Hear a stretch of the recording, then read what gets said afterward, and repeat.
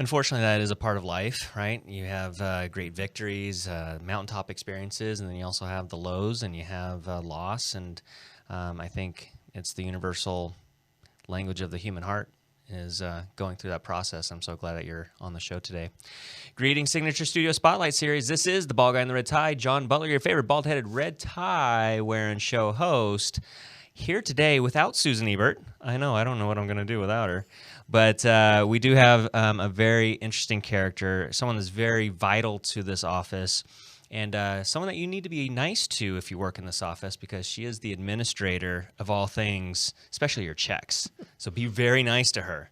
But we're going to jump into her story, and it's going to be one of these episodes that you might want to grab some tissues and open your heart and mind and soul, because what Marianne has gone through over the past few years is really going to be, I think, inspiring. It's going to be touching, and it's going to be something that at some point we're all going to cross that bridge. So she has crossed that bridge, and she's going to tell us what it's like on the other side of that. So Marianne, welcome to the show. Thank you, John. Yay, you're here.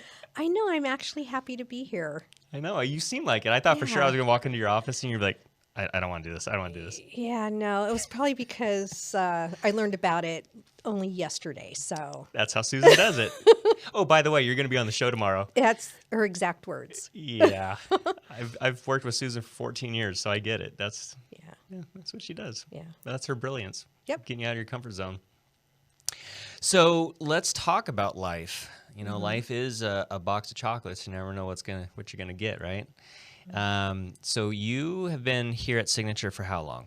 Almost 3.5 years. Mm-hmm.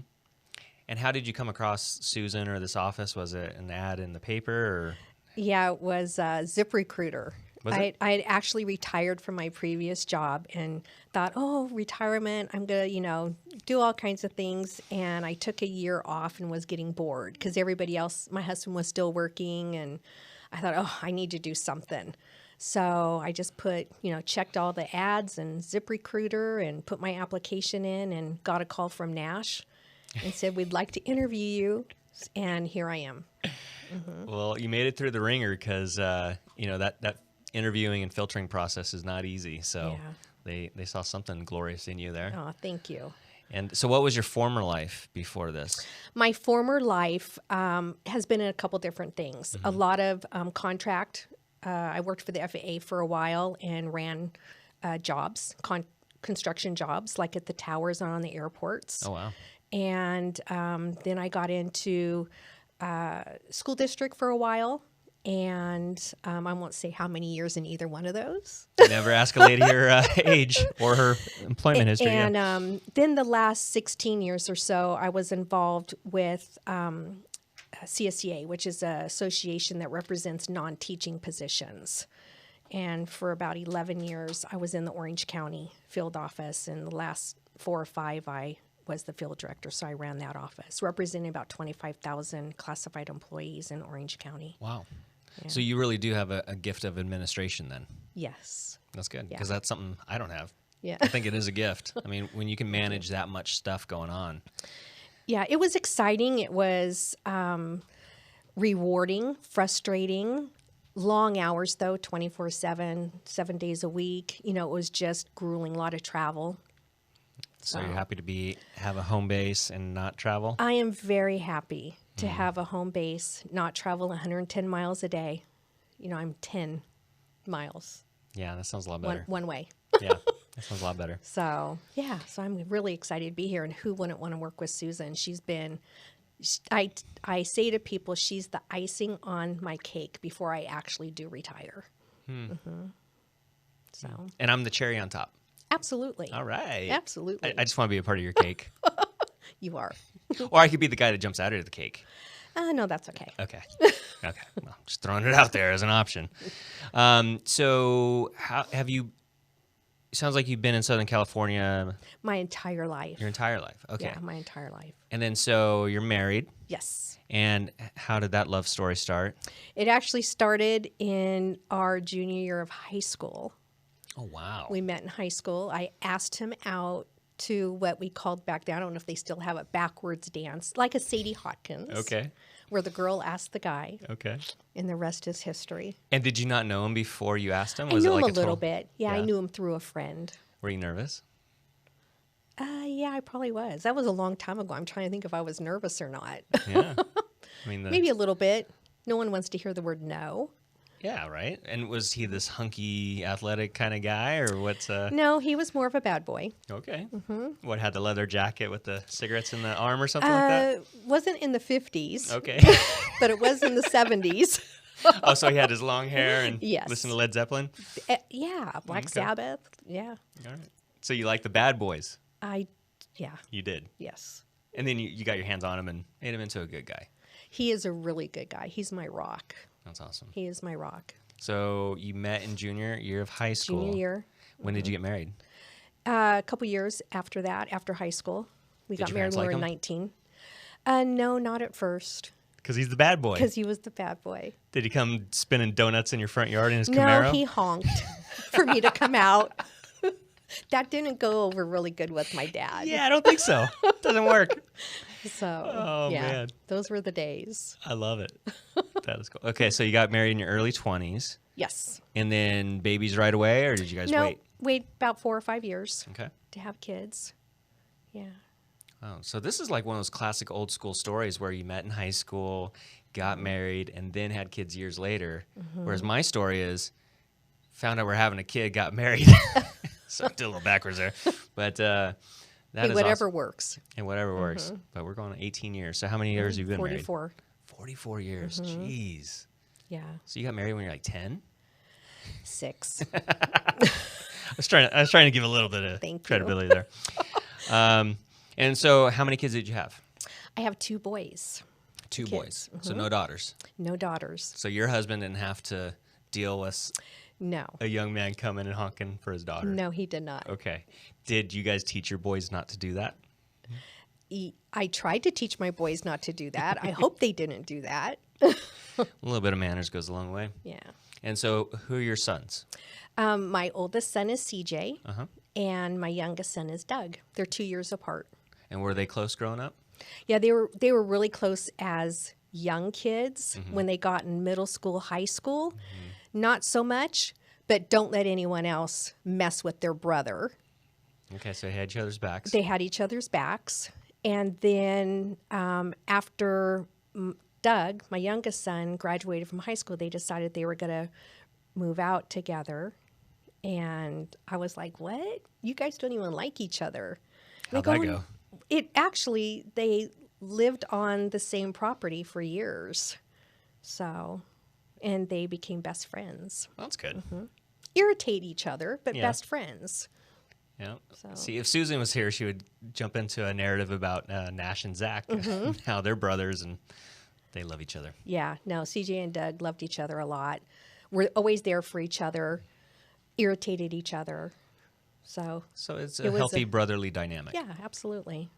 Any fun stories that you got of the two of them? Oh my goodness. Probably nothing I could say. Okay. This is a PG There was show. a lot of shenanigans, let me just put it that way. We lived out in a rural area, not many homes around, so BB guns and dirt BB bikes. guns, and- dirt bikes, goat carts, golf carts, horses. And all those things got wrecked. They all got something. I'm a father of 3 sons, so I get it. There It's you like, go. This is why we can't have nice things. Yeah. Because yeah. they just destroy everything. No, they were actually pretty good at that. And it could have been a lot worse than it was. Yeah. So, And so it sounds like life has been very good to you. And you've had an interesting journey. You married your high school sweetheart. You had 2 beautiful boys. And I know that you did a real estate, moved into your dream home a few years back. yeah, we had some property, and it was always our dream. We had 3 different parcels that were right next to each other. And there was a house that was already built on one, and that's where the boys lived for many years. And it was always a dream to build 2 more houses and all live on the street or the driveway together. We've always been a really close family. And about 15 years ago, we built one of the houses. And so Carl and I lived in that.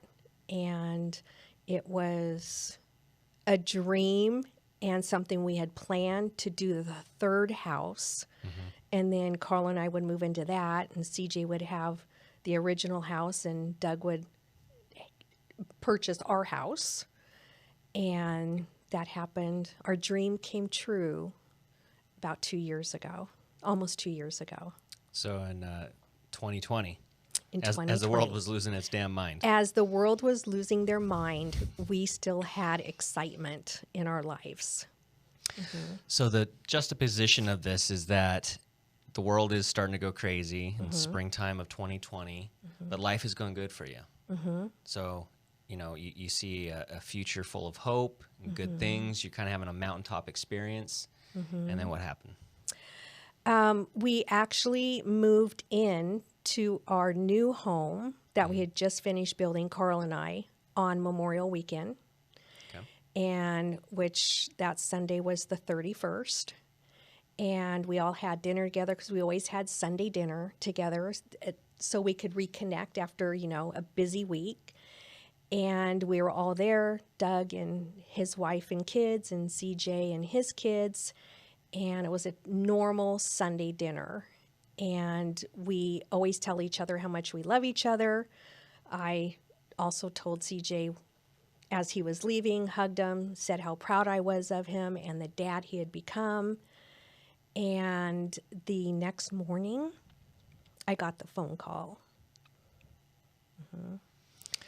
And so was this early in the morning? It was actually, I arrived at work about 9. And about 10 minutes later, I noticed that I missed a call from my grandson, CJ's oldest, who at that time was 14. And I thought, that's kind of weird that he would call me. So I called him right back, and I go, hey, dude, what's going on? And I see that you called. And he goes, Grammy, my dad's not breathing. And so I had a hard time comprehending that. And I said, what do you mean he's not breathing? And I heard noises in the background, and I'm thinking, okay, maybe he is not being able to get his breath. I was trying to think of what he meant when I heard something in the background. And he goes, my dad's not breathing, Grammy. I said, call 911 and I'll be right there. And so he said, okay, and hung up the phone. And of course, I just picked up my stuff and ran out of the office that I have an emergency. I remember calling Susan on my way home saying, I'm on my way home, CJ's not breathing. And my husband's calling me. He goes, where are you? You got to get here fast. And so I'm trying to drive fast, trying in my mind, just going, what the heck is happening at this moment? And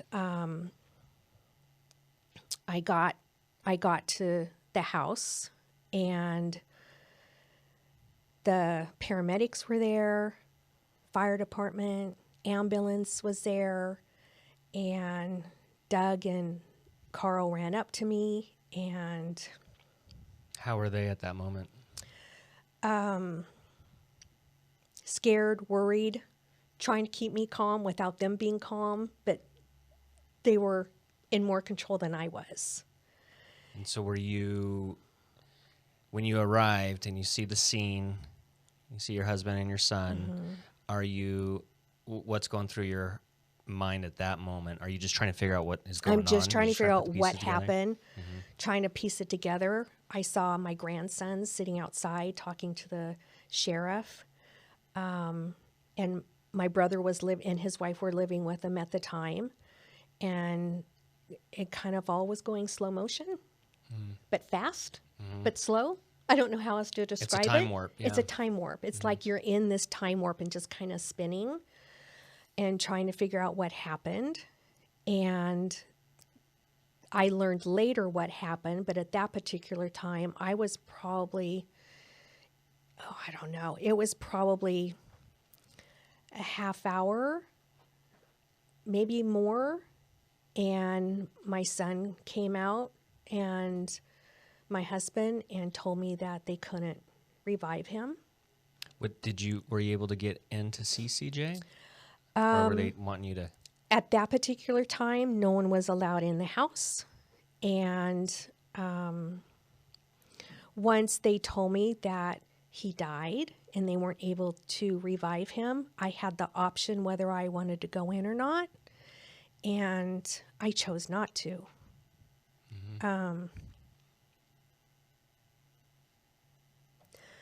The thought of seeing my son, I couldn't do it.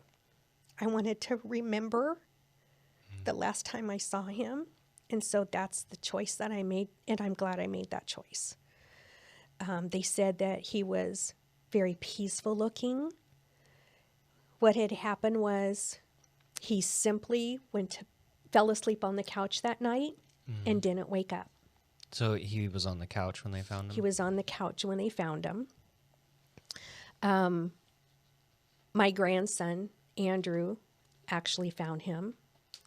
It's my understanding that Ryan was out in the family room, but thought that he was, and I could be wrong, this is what I was told, that he was playing video games and not supposed to be playing video games early in the morning. And when he heard Andrew get up, he ran back. And then Andrew came out and thought, what the heck's going on? Because he wanted to wake up his dad and he wasn't waking up. So Andrew's the one that found him, grabbed my brother who lived in the home.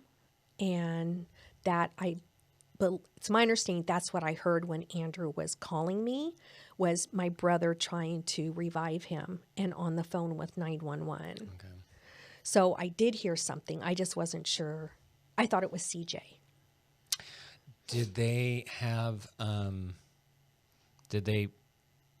were they able to determine what time he actually passed away? Had he been passed away for a while at that point? He had been. He had been. It was like 1, 2 o'clock in the morning. And this probably all started about 8:30 or so, 8:45. Okay, so he'd been passed He'd been passed for a while. My husband and Doug and my brother all said it simply looked like he was sleeping. Even the struggle. No struggle, no pain. That's good. It was just, which gives me an amazing comfort. And how old was CJ? CJ was a week shy of turning 38. Wow, that is young. Yeah. And so, were they ever able to determine what the cause was? Was it a heart issue, a breathing issue, Nope. aneurysm? No, none of that. It was natural causes. He had just been diagnosed with high blood pressure, but nothing that would cause this. In fact, several weeks later, I got the call from the coroner here at work, and she told me that there was natural causes. And I says, okay, wait a minute. Are you telling me there was no stroke, heart attack, aneurysm? No. And I go, okay, was it because he wasn't wearing his sleep apnea machine? Because I would irritate CJ constantly. Are you wearing your sleep apnea machine? In fact, we had a conversation about 6 months before he died about that whole scenario. And I go, was it because he wasn't wearing his sleep apnea machine? She goes, absolutely not. I go, and I repeated myself like 3 times because I was having a hard time comprehending that someone just goes to sleep and doesn't wake up. So they just got called home. Just got called home. And something that is stuck in my head that Doug reminded me of that day when they came out to tell me that CJ had died. Doug says, Mom, you need to look at me and you need to listen to me. I fully believe that June 1st of 2020 was CJ's day. The Lord knows when we come into this world what the story's going to be and when our time is gone. He goes, I believe that, and Mom, you need to believe that too. And I do. I do. There's just too much in between of different things that have happened, like my last conversation with CJ about the sleep apnea machine, and just things he said, like even the last day or two when we were moving, about things that were his. And it's like, oh, no, just keep it. I don't think he knew this was going to happen. But you know how sometimes your soul knows things. Your soul knows. And it's like, okay, that conversation him and I had. There's just a couple comments that looking back, and it's like, oh, this was part of the story. This was part of his journey. And I've tried real hard to keep those thoughts in my mind to be able to go through my journey. And what a journey it has been. I've had the honor of having some conversations with you. You know, I like to pop in and bug you every once in a while. And I love those conversations. I do too. I do too. You know, for people that don't know my story, I lost my mom when I was 16, and she had cervical cancer, and she was 38, that's a young age, especially, CJ and all that kind of stuff. But that's a young age. And so I always look for motherly figures, and so I've always appreciated our relationship and dynamic, and, and plus I like that you give me checks. So that's, I wish you'd give me more. But it's nice when people come in when they don't have a check that I need to give them. I know. But sometimes I'll pop my head in the office and I'll see like you're really into it. I'm like, okay, don't bug her. But then there's times where we'll have some beautiful conversations and just kind of share our journeys together. And it always blesses my heart, and I know that does for you as well. So in the past 2 years, because we're almost at the 2-year mark, we're recording this in April of 2022. And the woman I see sitting in front of me right now has a lot of strength and light that you're showing, but it wasn't like that 2 years ago, right after that happened. So what was that journey like for you, having lost a son unexpectedly? It's not like a 90-year-old grandparent or something. I mean, this is completely out of left field. How does a mother, and they say that losing a child is the worst kind of pain you could possibly suffer. What was that experience like for you? It was horrendous. Absolutely horrendous. The pain was like a pain I've never felt before. But the first thing I kept thinking of is Doug.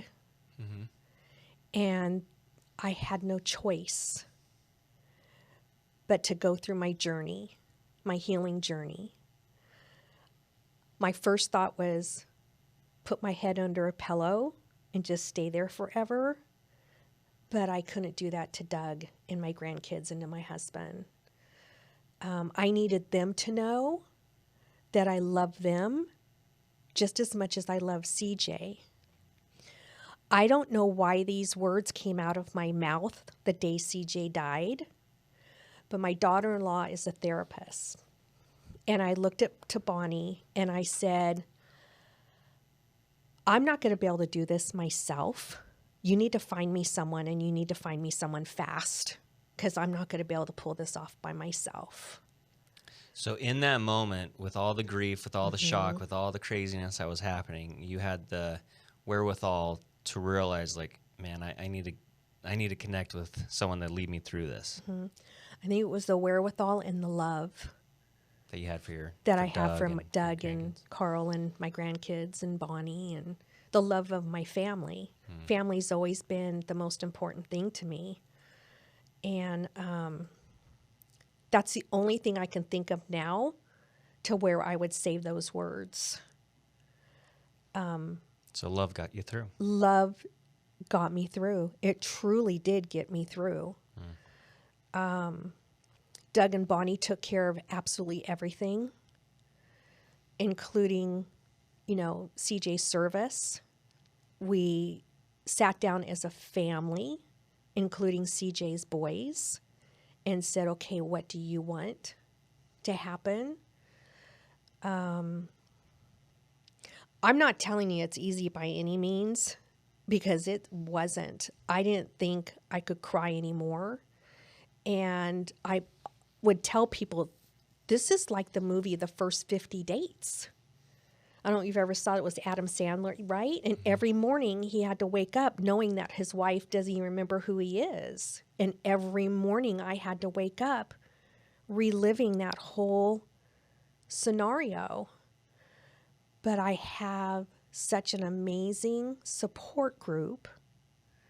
My sister Jeanette, who lived in Colorado, every morning she would text me saying, okay, it's another First 50 Dates morning, and gave me words of strength for me to crawl out of bed. Okay, I can do this. My other sister would send me like little presents every single day. Bonnie had asked me the day that CJ died, who do you want me to call? And I said, you need to call my friend Karen. And my best friend, she lives in the area, and she was with me every single day for 2 or 3 weeks, giving me strength. So it's not, the strength wasn't all within me, it was around me. Susan, she would text me, prayers and little sayings, and it seemed like whenever I received them, I needed it the most. It was hard, John. It is hard. It is still hard. But my main goal, understanding that my heart would never be whole, how do I live where I can live with a broken heart and still be able to laugh and enjoy life? And I can laugh. I can enjoy life because there's a lot to enjoy in my life. Mm-hmm. It has just been a journey getting there, and I had to do a lot of things through that journey, through my healing journey. So what I hear you saying is that your relationships and the community around you were able to come together and kind of hold you up with love and prayers and all those good things that God doesn't want us to do life alone, and we are built for community. And so that's a beautiful thing. But what are some other things that you experienced along the way, that whether was that with the counselor that helped you navigate that? Yeah, actually, she has been a huge part of my healing journey. I was able to get into her to see her a week after CJ died. And the first thing I said to her, I laugh about it now, but the first thing I said to her is like, okay, I know there's like 6 or 7 steps to grief. What are they? Just tell me what they are, how to do it, because I need to get past this pain. And she says, give me the checklist. Give me the checklist. I could go boop, boop, boop, boop, and I'll be done with the pain. Yeah. And she goes, are you used to being an A student? And I go, yeah. Why? And she goes, well, you now have to learn how to be a DNF student. Wow. It's like, okay. And she has been, I was talking with her twice a week for many, many weeks. And she's helped me navigate. And she was like, okay, what do the boys want? What do you want? I go, I don't really care what I want for his service. She goes, well, no, you need to think about what you want, because everybody needs to make sure that they get what they need in their heart from that service. So she gave me tips and how to do that, and we all got what we want. It was a beautiful service, and my whole thing was I needed to tell everybody. I want everybody to hear what I had to say about my son. And so I wrote him a letter and read it out to everybody. And I didn't care. It's not that I didn't care. I didn't care what else happened or what they had planned for that day. I got to say what I needed to say about my CJ. Do you have that letter still? Did you save that? I do. That's good. I save a lot of those things. Journal. Journal when I wasn't used to journaling. I don't know how to journal. In fact, I said, I don't know how to journal. And she says, you can do it. She goes, don't worry about what you're putting on that piece of paper, and don't worry about the spelling or grammar or how it sounds. Just, your first sentence could even be, I don't even know what I'm doing. And she goes, it will just pour out of you. And she was right. In fact, I've looked back at some of them and I can't even read the writing. Mm-hmm. And there's water spots on things. A week later was his 38th birthday. So that's hard. So, yeah, and I got to go back. He died on June 1st. Doug's birthday is June 2nd. So we are dealing with death and 2 birthdays within an 8-day period of CJ dying. Emotionally. Yeah, that's hard. A roller coaster. Yeah. A roller coaster. Susan gave me a gift that was also instrumental in my journey. And that was a book that Sandy Peckinpah wrote. Sandy Peckinpah is a real estate agent in the area, and had a son that died all of a sudden. And she wrote a book, and the title is something like The Worst Thing That Can Happen to a Parent. And it was like 10 steps kind of thing. So after CJ's service, I picked that up and I couldn't put it down because it gave me so much hope that if I walked through the pain and felt the pain, I would get to the other side and be able to smile and laugh again. So between my family, my friends, Susan, Sandy Peckinpah, who one of these days I'd love to meet, and to thank her, and to myself, because it has not been easy. It's still not easy, but there's more good than not easy at this point. Have you gotten to the point, and maybe it's, we all have our journeys, but I find that there's gain in the pain and there's a blessing in the suffering. Mm-hmm. And maybe at some point, or maybe it's happened already, but or maybe this video is definitely going to be part of that, is, I think when we can share those painful moments and be vulnerable and open and as you are, because there's a lot of people that go through things and it always feels like, oh, this has only happened to me, right? And so kind of like, that book that you're reading, she was able to kind of share her story. Do you have any plans or thoughts of writing a book, perhaps, now that you're a professional journaler? And would you share that story? That is funny that you've mentioned that, because yes, I have. In fact, I talked to my therapist about it, and in the process of talking to my family members to see how they feel about it. I guess I better ask Doug pretty quick before he sees this. Yeah. Hi, Doug. Because it's not that I've done anything special, but if I can help someone like Sandy helped me, and like my friends helped me, I don't want to say his death would be worth it, because it'll never be worth it. Sure.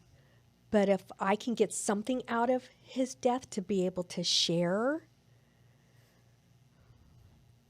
how wonderful would that be? Because he would be a part of that too. Yeah. And it's a way of something beautiful about writing is that it's eternal in many ways. You're writing something in the present moment about something that happened in the past, and it's going to be read by people in the future, and when they're in the future, they're reading what you wrote in the past. And so it's this that eternal infinity sign.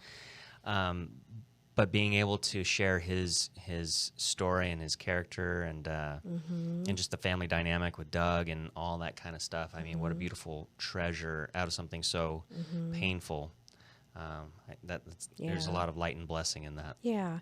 CJ, I always knew that CJ was loved by a lot of people. He had a lot of friends, but I never knew to what extent until his service. And I see writing a book as him continuing to be there for people, because we heard story after story after story about he called to check in on me when I wasn't doing well. He was more excited when I had a baby than I was. I don't know where he found the time, but he stopped by. I mean, there was story after story after story about how he made people feel and how much he helped people when they were going through tough times. So if I could keep him going and doing the same thing through his story, I just think that would be a beautiful thing. Yeah, absolutely. Yeah. It's a treasure to pass on. For sure. And so I'm looking forward to reading your book, No Pressure. Thank you. Yeah. I do want to mention, if I can, Sure. that CJ was divorced from the boy's mom. Mm-hmm. And in fact, just the other night, I thanked her because she has allowed the boys to be in our lives. And just a couple weeks after CJ died, she allowed us to have the boys pretty much the same schedule that CJ did. So those are the small things that have filled my heart between her and Karen and my sisters and my brother and Signature and everybody. I've been very lucky at the same time as while experiencing something as devastating as losing CJ. Yeah. Mm-hmm. That's beautiful when people can come together and do that and put aside whatever might have happened and for the greater good. Yeah. Because I'm sure it's been good for the grandkids to be there. I think so too. And now we're all one big happy family and live all together. And so some of the stories that you've shared with me in the office is, and I always think it's so beautiful when you're given these blessings and moments is, having lost my mom, I always am looking for her in some way, right? But sometimes some of the stories you shared with me is, you get those little love taps from heaven. Mm-hmm. And would you care to share any of those? Any particular ones? Well, the most recent one, actually, I've prayed to have him in my dream, to come to me in a dream. But at the same time, scared to have him come to me in my dream because I'm pretty sure I would scream like, "Oh my God!" and just cry and scare him off. Right. And it was just a few weeks ago that he came to me in my dream. And it was beautiful. It was just as if he was there. There wasn't any talk about dying. He looked great. It was normal conversation, just like, okay, well, I know you have to go, but I'll see you again. Yeah, Ma, I'll see you again. And he gave me a big bear hug. And I literally woke up and could not stop crying. It was overwhelming tears where I couldn't even get out of bed, but they weren't sad tears. They were happy tears that I waited almost 2 years. Not waited, but I wasn't ready. But that I was ready to have him come to me in a dream. So that was one of them. I've seen him from afar. I don't think I'm going crazy. And if I am, I'll take it. It's so beautiful when, you're allowed to have those little glimpses. And I think it's powerful. And so in regards to the spiritual side of things, you are a believer in Jesus and in heaven. So sometimes people can go through the loss of someone and sometimes they can shake their fist at God, or sometimes they run towards God. What was your experience like with that? Were you Ran towards God. ran towards Him? Yeah. Interesting enough, and this is what I mean about looking back and seeing the story unfold, is about a year or two, year and a half, 2 years before CJ died, he found a church that he liked. It was actually a church that my brother and sister-in-law liked, and so they invited CJ, and CJ says, Mom, I think you'll really like this church. And he went with his boys, and it's like, okay. So I started going to the church, and it was just nice going with CJ, the boys, my brother and sister-in-law, and so, but Carl never went. We've gone to church off and on for, years. And then fast forward, and CJ dies, and I felt the need to go back to that church. So the CJ died on a Monday, and that Sunday, the next Sunday, I was in church. Wow.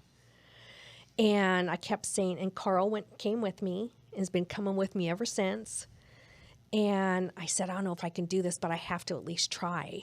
I don't know. I just felt like I needed to be sitting in the same area that CJ and I and the boys sat. And so I walked into the church, and I saw my brother and Kathy there. And I just looked at my brother and started crying. I go, I think I came too soon. I need to leave. And he goes, before you leave, I want you to introduce you, or I want you to see Roy. And I said, okay. Well, Roy was CJ's, we call him CJ's mentor. And he came over and, hey, how you doing?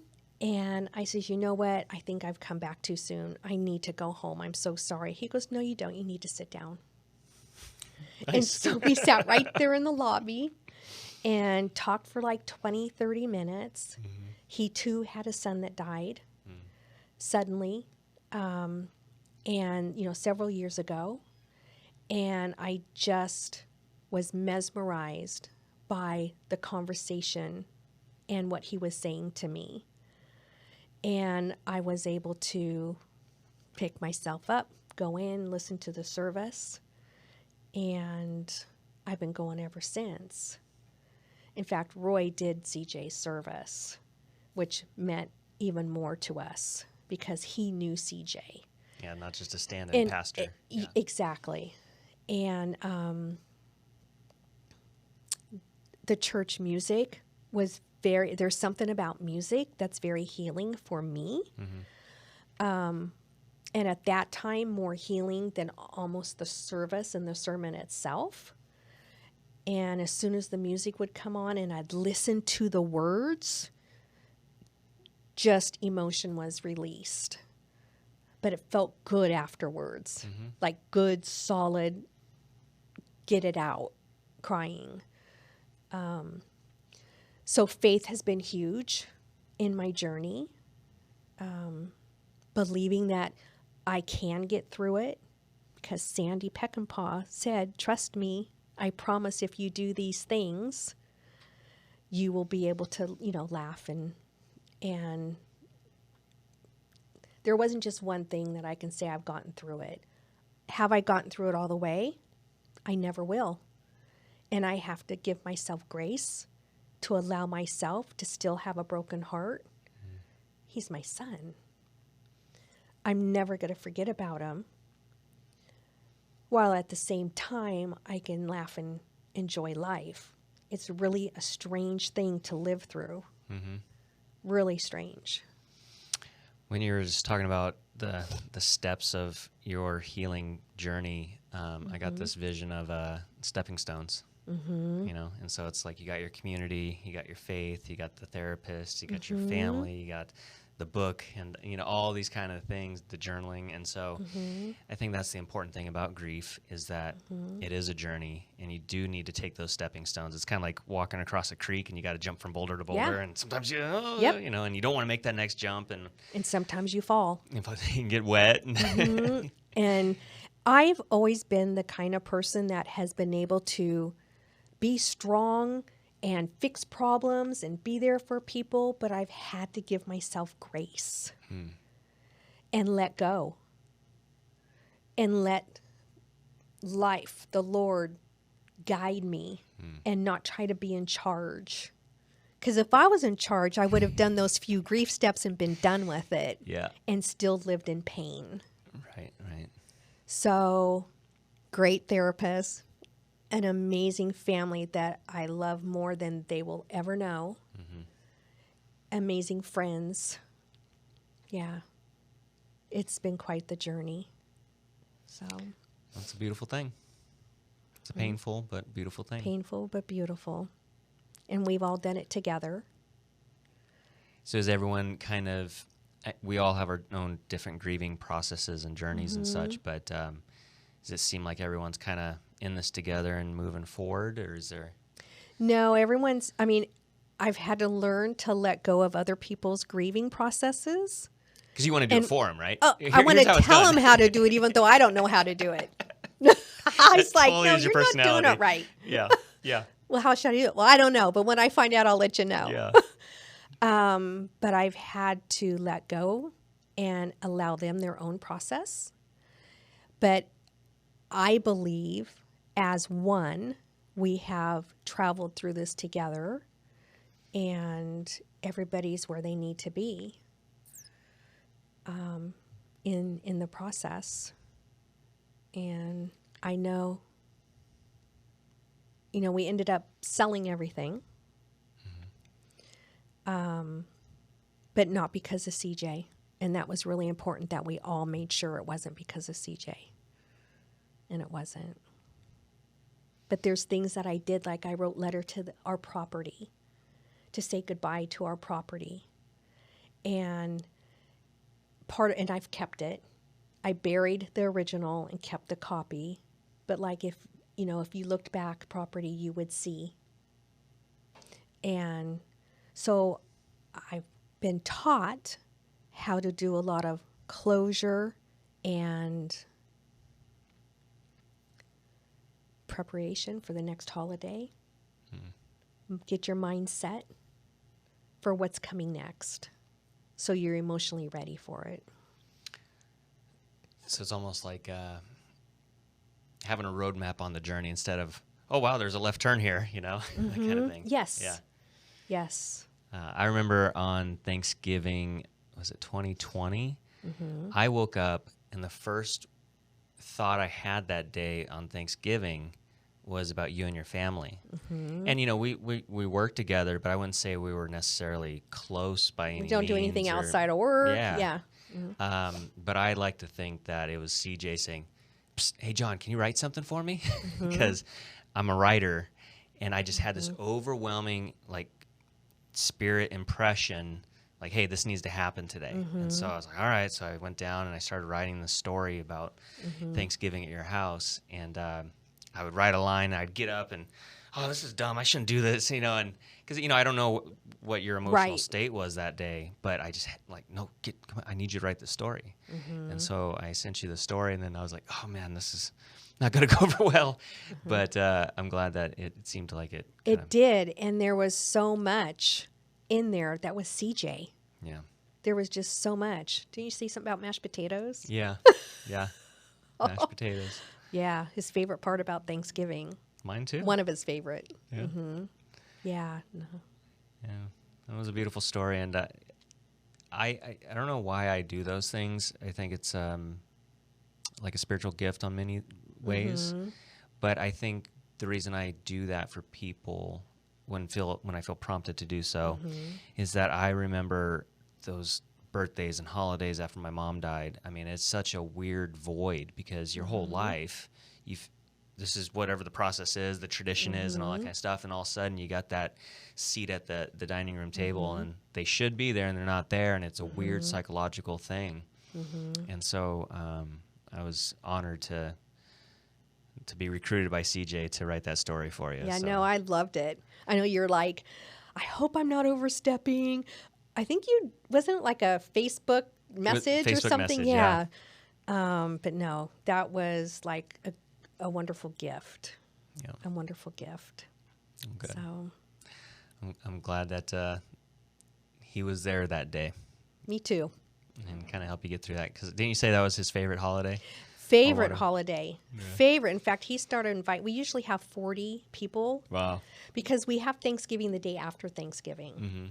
And we started that probably 15, 20 years ago because with the boys and their significant others and kids, it was like ridiculous having to have like 2 Thanksgiving dinners in one day. So he said, as long as we're giving thanks, what does the day matter? Right. So let's do it on Friday so everyone could come and friends can come. And so he started inviting people like in September. Oh, Mom, you don't mind, right? Like, oh, yeah, I'm only cooking for 50 people. And I love it. Okay, good. I love it. We all love it. Yeah. And the same thing was happening that Thanksgiving, too. We probably had about 40 over. Same thing happened this one. Oh, we had to remember, oh, shoot. It's like the end of October, and we haven't invited anybody because CJ always did all the inviting. And we always somehow incorporate him into things, and it could be something very simple as a toast. Or we've never quite done the empty seat because he's with us. And I also don't decide all those on my own. I bring the whole family in, including his boys, and say, what do you think? Is there anything special you want to do or not? Yeah. So. And that's awesome that you, it's a group activity coming together like that. Yeah. And honoring his spirit. We are one big group activity. I know. Well, and that's the beauty of family. Like, you know, I think in today's world, you know, the family's under attack. You know, it's like it's almost like having a family's frowned upon kind of thing, you know, but I mean, that is the most beautiful treasure that I think God gives us on this earth is family. And so for you guys to have such close bonds that's dynamic because you see a lot of families and it's a train wreck. Yeah. Good luck trying to get people together on Jerry Thanksgiving. Springer. Oh, geez. You know, I have a wonderful, beautiful family, and so I'm grateful for that. But I hear stories of others, and it's just like, I can't imagine living with that much hate in your heart for a family member, like some people experience. It's sad. But, Yep. well, any final thoughts that you'd like to share? No, but Yeah. no final thoughts. It's been quite the journey.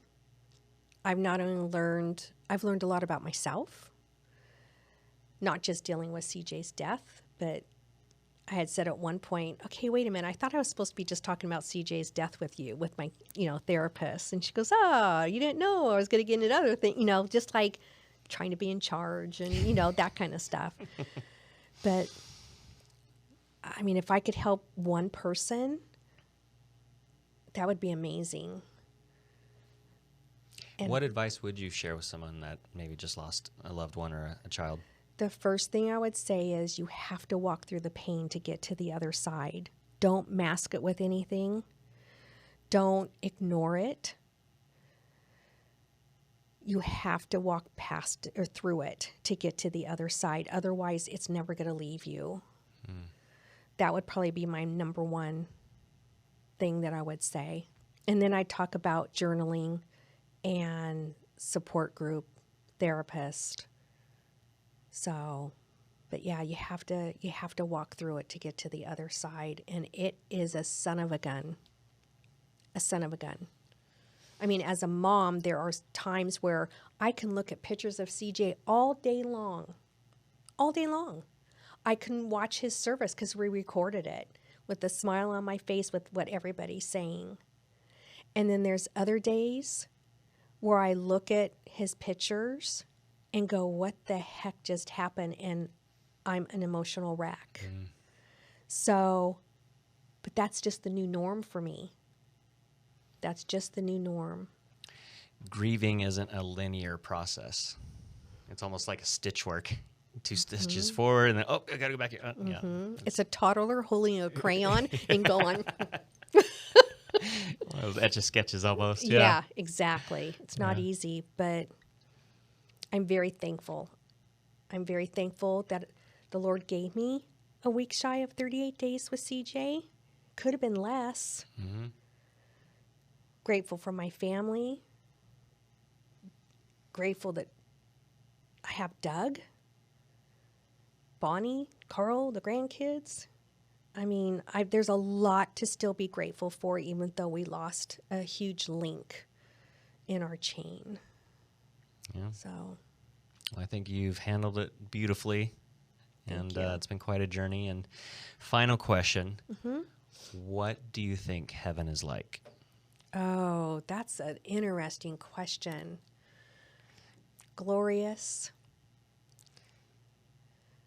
alive, happy, good, bright. When you take your final breath, what would you like to, you see the light, and then the light kind of settles in, you figure out where you're at. Is CJ there to greet you? The first person I'm hoping is there is CJ. Yeah. And Jesus is like, hey, I'm here too. Yeah, I'll get to you later, Jesus. And I have a lot of people in heaven. He's the number one. Yep. He's the number one guy I'd like to see waiting for me. That's beautiful. So,